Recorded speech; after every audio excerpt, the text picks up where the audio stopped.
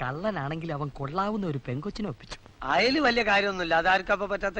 പിന്നെ അതൊന്നും ഒരു ശരിയല്ലല്ലോ എന്ന് വിചാരിച്ചിട്ടാ. ചുമ്മാ ഇരിടോ. എങ്ങനെ അതൊന്നും ഒരു ശരിയല്ലല്ലോ എന്ന് വിചാരിച്ചിട്ടാണ്. ആ ഒരു എലിമോന്ത ഞാൻ ഒറ്റ വീക്കിൽ കേട്ടില്ല.